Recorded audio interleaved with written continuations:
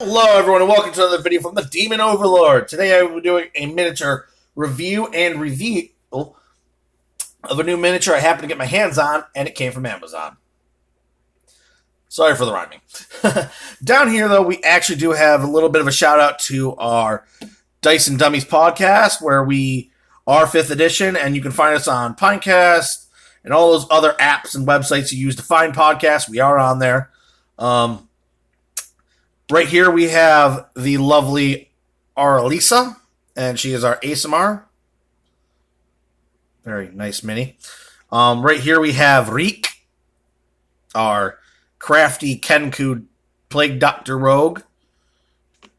And then over here we have Arya, and she is a half-elf orphan. And over here we have my character, who I play on the show. I play the mighty and fierce Bardis, a saber-tooth type Axii, who's ready to rip and fight and tear people apart. But that's what all barbarians do. Moving on. Like I said, guys, would love for you guys to check out our channel. Definitely subscribe, review. We're always looking for reviews from our fans or anyone who has any questions or anything like that. Moving on. So, I was on Amazon searching around the D&D stuff, and I happened to be finding some stuff, and I was like, oh, cool, stuff I already have. But then I happened to come across this bad boy. Yes, he is out of the box. I saved you guys the annoying of hearing the plastic of him being open, because, God, it makes a lot of plastic noising when you open that. And I just try to save you guys from hearing it. And here he is.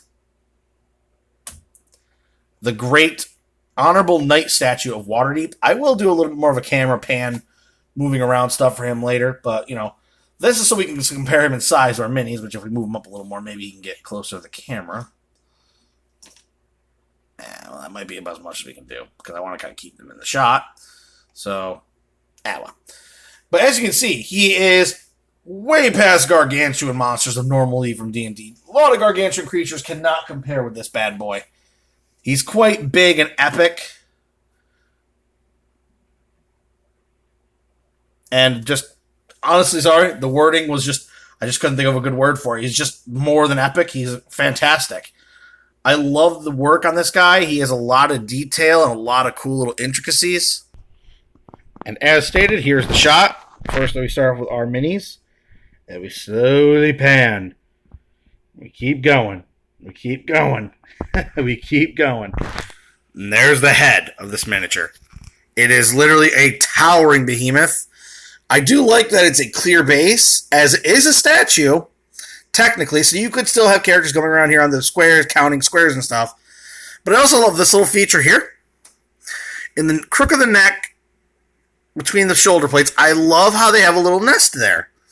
And as you can see, it's just a little nest. It has no reason being there. I mean, obviously a bird's been doing it, but it's cool. I love the armor detail. And I am getting some close-up shots of the armor detail for you. Just look at the nice, pieces of this armor. These were some great-looking statues in their day. The sword ears all looks like it's been worn up, beaten a bit.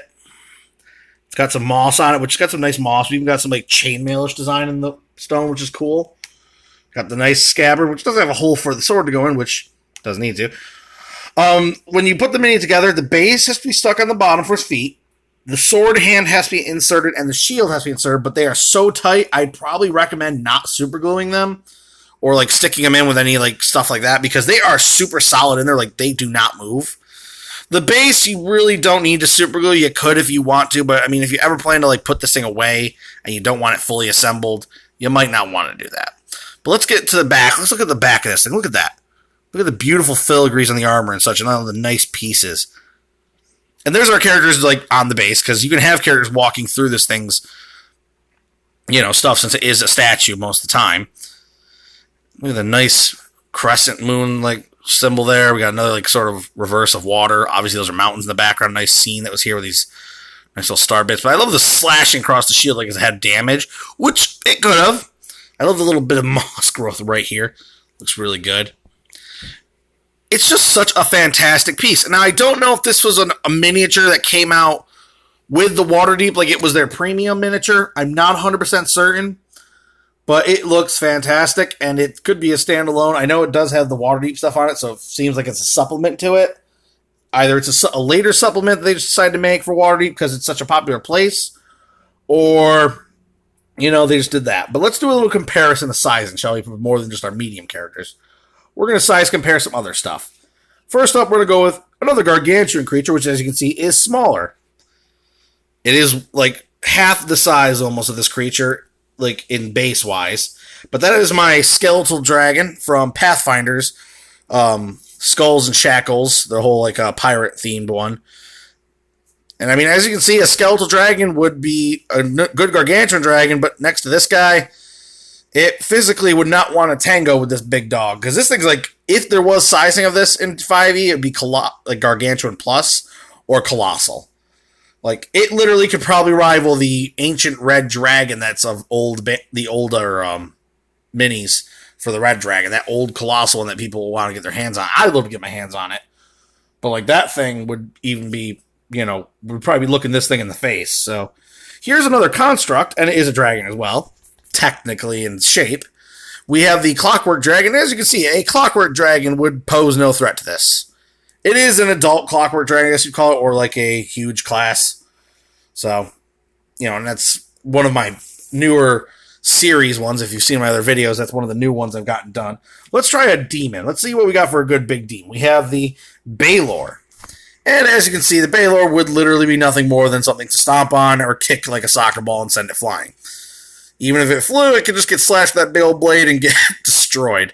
Like, it would not be a fair fight. I love how big this is. Moving on. Let's try another WizKids miniatures. This is a collector series. It is my Purple Worm mini that I got done painting. Let's put him there and see. Yeah, he wouldn't be as much of a chance, but he might have a better off shot since he can go underground where this thing probably couldn't reach him. But I mean, if it serves this big old sword there, deep enough in the ground, it could probably stab this thing and stab it like you stab a worm with a stake or something. We're going to also throw Reaver Bones in there for giggles. We are going to throw in my Gulper mini. This is another huge class miniature. It is just a huge catfish, but as you can see, this thing could reach down, pick it up, throw it around like an easy little rag doll. Would not be much chance of the Gulper surviving. He is also one of my newer paint jobs. Check out my older videos. He is in it. And let's go with the last, a true dragon that is alive, the Black Dragon. Now, this is an adult class dragon. Obviously, it did say young Black Dragon on it, but they sized it for a huge base. So, ergo, it's a huge class, and I'm using it for an adult dragon because it has the perfect sculpt for it. And blame WizKids for using adult sculpting for a young dragon. That's just not the best idea for trying to rename something. But as you can see, nothing can hold a candle to this. My large Kraken that is in an older video, that's an 8x8. I think he's actually like 1 square bigger than this guy. Like 1 square across, he's an 8x8. And this guy I think is 7x7. So he is very, very big. Like this guy is literally uber huge. With a huge being a 3x3. He is definitely a 7x7, so he's a whole lot larger than these other guys. It's just incredible.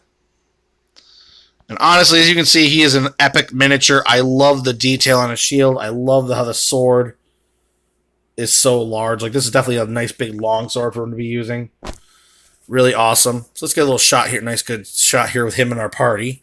Because our party happens to be in Waterdeep if you've been keeping up to date with our videos. If you have, thank you. If you haven't, please do check us out. We do love to make our fans happy and love to put on a good show. And hopefully at some point we can get some video added to the audio of the podcast so we can hopefully show you people these miniatures on the board being used. It would just make it so much better. But here is the final shot of the knight. And he is just so epic, the Honorable Knight.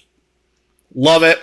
Cannot regret it. It was only like $55 with the great Amazon Prime's 2-day shipping on it, so it got here super fast. Love it.